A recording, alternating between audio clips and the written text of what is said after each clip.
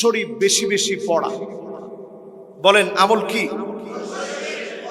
আবার বলেন আমল কি? আপনারা দেখেছেন অলরেডি ভারতে একজন ধর্মযাজক, ধর্মীয় পণ্ডিত নবীজিকে নিয়ে কুৎসা রটনা করে কথা বলেছে। রাজনৈতিকভাবে সেটাকে শেল্টার না দিয়ে বরং তাকে দমায় দেওয়া দরকার ছিল, থামায় দেওয়া দরকার ছিল। কিন্তু রাজনৈতিকভাবে বলা হয়েছে যদি মুসলমান প্রতিবাদ করে মসজিদে মসজিদে গিয়ে মুসলমানদেরকে পেটানো হবে।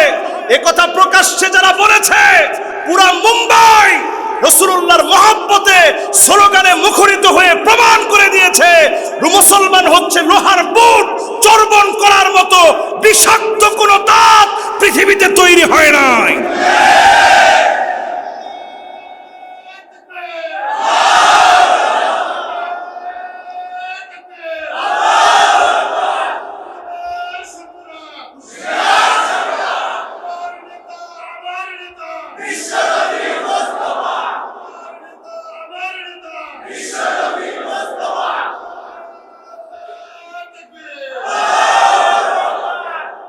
এই যে ভাই স্লোগানটা দিছে, আপনি কি মনে করছেন?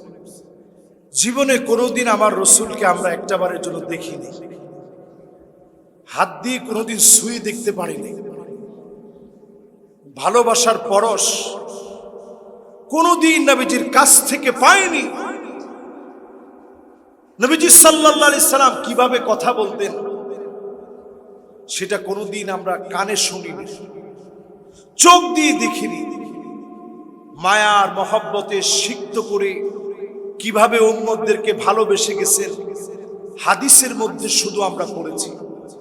শামাইলে তিরমিজি সহ এই কিতাবগুলোতে রাসূলুল্লাহ সৌন্দর্য যেভাবে এসেছে, হাদিস গ্রন্থগুলো পড়ে দেখবেন নবীজির আখলাক আর মুআমালাত ব্যবহারগুলো যদি আপনি দেখেন আপনি অবাক হয়ে যাবেন। নবীজি সাহাবীদের সামনে একদিন বলতেছে ওয়াদিত্তু লাউ রাআইনা ইখওয়ানানা, আমার মনটা বড় চায় এক নজর যদি আমার ভাইগুলাকে দেখতে পেতাম। সাহাবায়ে কেরাম বলেন ওগো নবীজি আলাসনা ইখওয়ানু, আমরা কি আপনার ভাই নই? আল্লাহর নবী বলেন না না, তোমরা আমার ভাই না, তোমরা আমার সাহাবী। আমার ভাই তো হবে তারা অনেক পরে যারা আসবে, জীবনে কোনোদিন যারা আমাকে দেখে নাই। মান আমানা বি ওয়া লাম ইয়ারানি, না দেখে যারা ঈমান আনবে তারা হবে আমি নবীর ভাই। আল্লাহর নবী ভাই বলে আদর করে যাদেরকে ডেকেছেন তারা কারা? এই আমাদের মতো মানুষগুলাকে রাসূল ভাই বলে আপন করে ডাকছেন। সেই নবীর উম্মতরা থাকতে সারা দুনিয়ার কোন একটা ইঞ্চি জমিতে নবীজির নামে যদি অপমানজনক কোনো কথা বলা হয় মুসলমান কোনোদিন সেটা মেনে নেবে না, ঠিক কিনা বলে? ফ্রান্সকে আমরা দেখিয়ে দিয়েছি, ফ্রান্সের মতো দেশকে আমরা বৃদ্ধাঙ্গুলি দেখাতে দেরি করি নাই। আর ভারতকে আমরা বলে দিব আল্লাহর নবী ইসাবাতান মিন উম্মতি, উম্মতের দুইটা দলের কথা বলেছেন যাদের জন্য জাহান্নামের আগুন হারাম হবে। এর মধ্যে একটা দল হচ্ছে ভারতের সঙ্গে বিজয়ের জন্য যারা লড়বে, আবার মুসলমানদের শৌর্য বীর্য সব দেখিয়ে হিন্দুস্তান আমাদের হাতে আসবে। এই বিজয়ে যারা লড়বে টাকটু পর্যন্ত রক্ত পৌঁছে যাবে, এরপর যিনি বিজয় দিবেন তিনি কি? আল্লাহ। সুতরাং ভয় পাওয়ার কোনো কারণ। প্রিয় ভাইয়েরা আমার, যতজন আজকের মাহফিলে বসছেন, ছোট্ট একটা আমল এই মাহফিল থেকে রবিউল আউয়ালে আমরা নিয়ে যাই অধিক পরিমাণে দরুদ শরীফ পড়া। কি পড়া? আমি আরব দেশে পড়েছি, এমনও দেখছি দুই ভাইয়ে ভাইয়ে ঝগড়া লাগছে অথবা রাস্তায় ঝগড়া লেগে গেছে। একজন আরেকজনকে দেখে বলছে সাল্লু আলান নবী, নবীজির নামে একটু দরুদ পড়। তৃতীয় একজন এসে যখন বলছে নবীজির নামে দরুদ পড়, আর ঝগড়া নাই, সব মিটে গেছে। জোরে করে আল্লাহু আকবার। আর কিছু নাই, ঝগড়া বিবাদ সব শেষ। শুধু বলছে দরুদ পড়, সাথে সাথে বলছে সাল্লাল্লাহু আলাইহি ওয়াসাল্লাম। আপনার ঘুম হচ্ছে না, পেরেশানি কাজ করছে, মন কেমন যেন হয়রান পেরেশান হয়ে গেছে, আপনার সন্তান কথা শুনে না, স্ত্রী কথা শুনে না, ব্যবসা বাণিজ্যে বরকত নাই, সকল রকমের বিপদ আপদ মুসিবতের সময় আপনি দরুদ শরীফ পড়েন, সাল্লাল্লাহু আলাইহি ওয়াসাল্লাম, সাল্লাল্লাহু আলাইহি ওয়াসাল্লাম, সাল্লাল্লাহু আলাইহি ওয়াসাল্লাম। দেখবেন যিনি সমাধান দিয়ে দিবেন তিনি কে। এটা খুব কঠিন কাজ না, একেবারে সহজ। একটু পড়ে শোনান তো দেখি। মাশাআল্লাহ, যুবকরা তোমরা আরেকটু জোরে পড়ে শোনাও তো দেখি। এবার মুরব্বীরা একটু জোরে জোরে বলে শোনান তো দেখি। মাশাআল্লাহ, এতটুকু পড়তে পারবেন না ইনশাআল্লাহ? আর যারা নামাজের যে দরুদ আমরা পড়ি ওটা যদি পড়তে পারেন আলহামদুলিল্লাহ, সবচেয়ে সেরা দরুদ। যদি না পারেন এর দূর পড়বেন সাল্লাল্লাহু আলাইহি ওয়াসাল্লাম, সাল্লাল্লাহু আলাইহি ওয়াসাল্লাম, সাল্লাল্লাহু আলাইহি ওয়াসাল্লাম। শুধু দরুদ না, এটার ভিতরে দরুদ এবং সালাম। সাল্লাল্লাহু আলাইহি ওয়াসাল্লাম, দরুদও আছে, সালামও আছে। শুধু একটু আমল করবেন। ফায়দাটা কি? আকসারুহুম আলাইয়া সালাহ, অধিক পরিমাণে দরুদ পড়ার কারণে ওই রজনীতেই হতে পারে নবীজির সঙ্গে স্বপ্ন যুগে মোলাকাত হয়ে যাবে। জোরে করে আল্লাহ। আরেকটা বড় ফায়দা হচ্ছে এই, নবীজি সাল্লাল্লাহু আলাইহি সাল্লামের সঙ্গে আল্লাহর জান্নাতে একসঙ্গে আল্লাহ বাড়ি বানায় দিবে। জোরে করে সুবহানাল্লাহ। যদি স্বপ্ন যোগে রাসূলকে দেখেন, রাসূল বলছে মান রাআনি ফিল মানাম ফাকাদ রাআনি ফিল ইয়াকযা, কেউ যদি স্বপ্নে আমাকে দেখলো সে কেমন যেন বাস্তবিক আমাকে দেখলো। ফা ইন্না শাইতান লা ইয়াতামাসসালু বি ওয়া ফি রিওয়ায়াতিন উখরা ফা ইন্না শাইতান লা ইয়াতাশাব্বাহু বি, শয়তান আমার আকৃতি ধারণ করতে পারে না। নবীজিকে যদি স্বপ্নে দেখেন কেমন যেন বাস্তবিক আল্লাহর নবীকে দেখলেন। জোরে করে আল্লাহু আকবার। এই বছর আমি দক্ষিণ আফ্রিকায় গেলাম।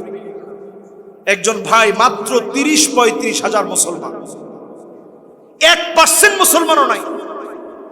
এর মধ্যে একজন দক্ষিণ কোরিয়ান নাগরিক, সে মুসলিম হয়েছে। আমি অবাক হলাম, এই লোক মুসলমান হলো কেমনে? কোটি কোটি মানুষের ভিতরে আল্লাহ তাআলা তাকে কবুল করছে। কত প্রিয় মানুষ আল্লাহ। এই লোক ইসলাম গ্রহণ করছে। জিজ্ঞাসা করলাম, ভাই আপনি ইসলাম গ্রহণ করলেন কেমনে? লোকটা আমাকে বলছে, আমি ইসলাম গ্রহণ করেছি, আমি স্বপ্ন দেখেছি প্যারা নবীজি আমাকে বলতেছে তুমি কালেমা পড়ে মুসলমান হয়ে যাও। জোরে করে সুবহানাল্লাহ। আমি লোকটার দিকে অবাক দৃষ্টিতে তাকিয়েছিলাম আর চিন্তা করতেছিলাম, সুবহানাল্লাহ, লোকটা ইসলাম গ্রহণই করে নাই, নবীজিরে দেখছে। আমি সেই সময় জিজ্ঞাসা করেছিলাম, আমার সাথে যিনি ছিলেন মুতারজিম হিসেবে, ট্রান্সলেট করে আমি জিজ্ঞাসা করেছিলাম, আচ্ছা বলেন তো রসুলের চেহারাটা কেমন, আমি একটু শুনি। বলছে, শায়েখ বড় আফসোস, চেহারার সামনের অংশটা আমি দেখি নাই। আমি শুধু বলতেছিলাম ইসলাম কি জিনিস, কিভাবে কালেমা পড়তে হয়, আপনি কি, আপনার পরিচয় কি। পিছন থেকে অনেক লোক বলতেছিল ইনি হচ্ছে মুহাম্মাদুর রাসূলুল্লাহ সাল্লাল্লাহু আলাইহি ওয়াসাল্লাম। আপনি আমি যারা বসছি মাহফিলে আল্লাহ নবীর নামে অধিক পরিমাণে দরুদ শরীফ পড়েন, হতে পারে ওই রজনীতে না হয় 1 সপ্তাহ পড়ে, না হয় 1 মাসের ভিতরে, আর যদি স্বপ্নে জীবনে নাও দেখলেন, আল্লাহর জান্নাতে নবীজির সঙ্গে যিনি বাড়ি বানায় দিবেন তিনি কে? 1 নাম্বার আমল শেষ। 2 নাম্বার আমল, নবীর সঙ্গে বাড়ি হবে ওই লোকটার 5 ওয়াক্ত নামাজ পড়বে। কয় ওয়াক্ত নামাজ? সবাই বলেন কয় ওয়াক্ত? 5 ওয়াক্ত নামাজের পর পারলে, এই যে এখন বেজে গেছে রাত্রে 1টা বেজে 10 মিনিট, ও আমার গড়িতে মাশাআল্লাহ 5 মিনিট, তাহলে আমি বেশি করিনি। 1টা বেজে 5 মিনিট, আপনাদের গড়িতে কত? 1টা 5। দেখছেন মসজিদের গড়িটি একটু আগায় দিছে, কেন জানেন? কারণ মসজিদের গড়ির দিকে মুসল্লির চোখ 2টা না, মুসল্লির চোখ কয়েক সেকেন্ড যদি খালি ইমাম সাহেবের দেরি হয় এরকম এরকম করতে থাকে। আসা মাত্র কয় হুজুর খেয়াল খবর কিছু নাই আপনার, এনকা করলে চলে? তখন আপনি যখন ইমাম সাহেবের এই কথা বলেন, তাহলে 1 নাম্বার কাজ হচ্ছে দরুদ শরীফ পড়া। 2 নাম্বার কাজ হচ্ছে যতজন আজকের এখানে আছেন নামাজ 5 ওয়াক্ত পড়ার পরে নফল নামাজ পড়বে। নবীজির একজন আদরের সাহাবী ছিল, মাত্র বয়স 11 বছর, এরকম বাচ্চা মানুষ 4 কিলোমিটার দূর থেকে নবীজির জন্য পানি এনে দিছে ওযু করার জন্য ফজরের নামাজের সময়। আপনি একটু চিন্তা করে দেখেন কত কিলো দূরে। আল্লাহর নবী আদর করে বললেন, রবিয়া তোমার জন্য বড় মায়া লেগে গেছে, এত দূর থেকে আমার জন্য পানি নিয়ে আসছো। আমার কাছে তুমি নগদ কিছু চাও? তোমার মা নাই, তোমার বাপ নাই, আহলে সুফার অধিবাসী তুমি, মসজিদ নববীতে তুমি ঘুমাও, আমার কাছে কিছু একটা তুমি চাও। সঙ্গে সঙ্গে রবিয়া বলে, ওগো নবীজি কোনো কিছু চাই না, মুরাফাকাতুকা ফিল জান্নাত, আমি চাই আল্লাহর জান্নাতে আপনার বাড়ির পাশে একটা বাড়ি আল্লাহ বানায় দিবে। যদি আপনিও আল্লাহর বাড়ির পাশে বাড়ি চান, আজকে থেকে একটা আমল করবেন, যিনি বাড়ি বানায় দিবেন তিনি কি? রাসূল বললেন, ঠিক আছে, নগদ কিছু চাও? বলছে, না, নগদ কিছু লাগবে না, মুরাফাকাতুকা ফিল জান্নাহ, জান্নাতে একটা বাড়ি চাই, নগদ আর কিচ্ছু লাগবে না। আল্লাহর নবী বলছেন, ঠিক আছে, তাহলে শোনো, ফাইন্নি আলা নাফসিকা বিকাসরাতিস সুজুদ, ওই 2 রাকাত করে রাত্রি বেলায় নামাজ পড়ো। ও আমার দেশের মানুষ, আজকে যদি আমরা বিজয় চাই, তাহাজ্জুদের সময় দাঁড়ায় যান, যদি না পারেন রাত্রি 10টার সময় ঘুমাতে গেছেন, একটু ওযুটা করে 2 রাকাত পরে ঘুমান, নবীর সঙ্গে আল্লাহর জান্নাতে যিনি বাড়ি বানায় দিবেন তিনি কে? 3 নাম্বার। কয় নাম্বার? আল্লাহর নবীর সুন্নাত যে যত বেশি মানবেন, নবীর সে তত কাছাকাছি হবে। জোরে কোন আল্লাহু আকবার। 4 নাম্বার, যতজন এই মাহফিলে বসছেন, মেয়ে আছে 2টা, মেয়ে আছে 3টা, আপনি নিজের সৌভাগ্যবান মনে করেন। একজন সাহাবী বলছে, ইয়া রাসূলুল্লাহ, আমার তো 2টাও নাই 3টাও নাই, একটা মেয়ে আছে। আল্লাহর নবী বললেন, একটা মেয়েও যদি থাকে, মানুষের মতো মানুষ যদি বানাও, আনা ওয়া হুয়া সাব্বাবা রুস্ত, এই 2টা আঙ্গুল নবী মিলায় দেখালেন, 2টা আঙ্গুলের মাঝখানে নবীজি কোনো ফাঁকা রাখে নাই। আল্লাহর নবী বুঝায় দিলেন, এই 2টা আঙ্গুলের ভিতরে যেমন কোনো ফাঁকা নাই, একটা মেয়েকেও যদি মানুষের মতো মানুষ বানান, আল্লাহর নবীর সঙ্গে যিনি বাড়ি বানায় দিবেন তিনি কে? কয় নাম্বার গেছে? 4 নাম্বার। 1 নাম্বার দরুদ শরীফ, 2 নাম্বার ওই যে তাহাজ্জুদের নামাজ, আগে ফরজ পড়ে পরে তাহাজ্জুদ, 3 নাম্বার সুন্নত যে যত বেশি মানবে, নবীজির তত কাছাকাছি আপনার বাড়ি হবে। এক একটা বাড়ি হবে 100 তলা। মা বাইনা কুল্লি দারাজাতাইনি বাইনাস সামাই ওয়াল আরদ, জমিন থেকে আকাশ যত দূরে, আকাশ থেকে জমিন যত দূরে, 1 তালা থেকে আরেক তালা হবে এত দূরে। জোরে করে আল্লাহ। এবার চিন্তা করেন, সেদিকে আর বেশি গেলাম না, শুধু এতটুকুন বলবো, দরুদ শরীফ 2 নাম্বার, নফল নামাজ 3 নাম্বার, বেশি বেশি সুন্নতের আমল 4 নাম্বার, ছেলে হোক মেয়ে হোক মানুষের মতো মানুষ বানাও। এবার কয় নাম্বার? 5 নাম্বার। শেষ কথা বলি আমার ভাইরা, এই মাহফিলে যারা বসলেন, এতিমের মাথায় হাত বুলায় দিবেন, এতিমকে আদর করবেন। আলাম ইয়াজিদকা ইয়াতীমান ফাআওয়া, নবী আমার ইয়াতীম ছিলেন, বাপ ছিল না, মা দুনিয়া থেকে অবুঝ বয়সে চলে গেল, নবীজির তেমন কিছু মনে নেই।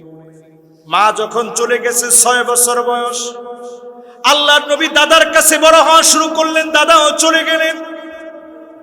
আল্লাহর নবী আবু তালেবের কাছে বড় হওয়া শুরু হলো। চাচা এত পরিমাণ আদর করতেন, আল্লাহর নবীকে এত বেশি আগলে রাখতেন। কোথাও যখন চলে যেতে নিতেন, আল্লাহর নবী গিয়ে বলতেন, ইলা মান তাকিলুনি, ও আমার চাচা কার কাছে রেখে যাচ্ছেন? আমার না মাও নাই, বাপও নাই, কার কাছে রেখে চলে যাচ্ছেন? চাচা ব্যবসা বাণিজ্যের কথা ভুলে যেত, আর দূরে সরে যেত না, রেখে চলে যেত না। যেই নবীকে ছোটবেলা থেকে পাথর পর্যন্ত সালাম দিত। হযরত আলী বলেন, আমি নবীজির সঙ্গে চলতেছি, আমি তাকায় দেখলাম পাথর আল্লাহর নবীকে সালাম দিয়েছে। আল্লাহর নবী বলেন, ইন্নী লা আরিফুহুল আন, এখন ওই পাথরকে আমি চিনি। আল্লাহর নবীকে যে পাথর সালাম দিয়েছে, উট আল্লাহর নবীর সামনে এসে চোখের পানি ছেড়ে দিয়েছে। ওই নবীকে যদি পেতে চান, আজকে থেকে এতিমদেরকে আদর করেন। নবীর সঙ্গে একসঙ্গে যিনি জান্নাতি বানায় দিবেন তিনি কি? যতগুলো কথা আজকের এই মাহফিলে রাহমাতুল লিল আলামিন, আমাদের পরম অভিভাবক, সমস্ত মানুষের জন্য জান্নাতের শুভ সংবাদ, জাহান্নামের সতর্ককারী হিসেবে যিনি রাসূলকে পাঠিয়েছেন, সে রাসূলের জীবনী সহ আগামীর বাংলাদেশের ভবিষ্যৎ নিয়ে আমাদের ইসলামের বিজয়ের জন্য যে কথাগুলো বললাম, আল্লাহ রাব্বুল আলামিন এই কথাগুলোকে কবুল আর মঞ্জুর করুক। সকলে পড়েন আমিন। এখন ইনশাআল্লাহ মোনাজাত হবে। আমরা মোনাজাত করে আমরা ইনশাআল্লাহ বাড়ি যাব। যেহেতু এই মাহফিলটা কবরস্থানের উন্নয়ন কল্পে, আমি আপনি প্রত্যেকে কবরে ঘুমায় যাব। এই মাটি আমাদের আসল ঠিকানা হয়ে যাবে। আমাদের প্রধান অতিথি সাহেব তিনি 1 লক্ষ টাকা দিয়েছেন, সভাপতি সাহেব তিনি 50,000 টাকা দিয়েছেন, অনেকেই অনেক আলহামদুলিল্লাহ অর্থ দিয়েছেন। আমার ভাই ঠিক যে জায়গায় গিয়ে থেমেছিল, আমি সেই জায়গা থেকে বলতে চাই, এখন আর দেরি করব না, যেহেতু মেহমানকে আমি বসায় রাখছি, এমনি অলরেডি 20 মিনিট বেশি হয়ে গেছে, আমি আর কষ্ট দিব না। যাওয়ার সময় ভলান্টিয়ার যারা গেটে আছে, একজনও আমরা খালি থাকবো না। এবং আমাদের এখানে শরীফ ভাই আছে, উনি কিন্তু সুদূর পাবনার মানুষ, আপনাদের এলাকার জামাই, এখানে তিনি আছে।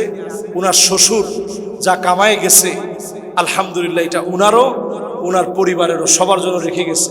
উনি সহ সবাই আমরা কিছু না কিছু দিয়ে যাব, কারণ মাহফিলটা কবরস্থানের উন্নয়ন কল্পে মাহফিল। এমন হতে পারে আজকের রাতি কবরস্থান আপনার জন্য বরাদ্দ হয়ে যেতে পারে, ঠিক কিনা বলেন? এই জন্য আমরা মোনাজাত করব। মোনাজাতের কবুলিয়াতের জন্য এখনই নিয়ত নিয়ে ফেলি। মা কবরস্থানে ঘুমায় আছে, বাপ কবরস্থানে ঘুমায় আছে, তাদের জন্য একটু 100 টাকার একটা নোট, 500 টাকার একটা নোট, 1000 টাকার একটা নোট আমরা দিয়ে মাহফিল থেকে যাব ইনশাআল্লাহ। পারবো না সবাই? কে কে কৃপণতা করবো হাত তুলে দেখাই। মাশাআল্লাহ, একটাও কৃপণ হাত তুলে নেই। এবার কে কে দিবেন একটু হাতগুলো উঠান। যদ্দূর পারেন, 10 টাকা, 5 টাকা, 100 টাকা, যা পারেন। এখনো কি আপনারা হাত তুলতে রাজি না কবরস্থানের জন্য? রাত কিন্তু 1:20 বাজে, যাওয়ার সময় কিন্তু ডাকাত ধরতে পারে এমনি। এখন দেশে পুলিশ টুলিশ কিছু নাই, যাওয়ার সময় ডাকাত ধরতেই পারে। টাকা কোনে রাখবেন? এজন্য কে কে দিবেন এখন একটু হাতটা উঠায় দেখান দেখি। মাশাআল্লাহ, সবাই হাতটা উঠাই। এখন না পারলে পরে আইনা দিব ইনশাআল্লাহ।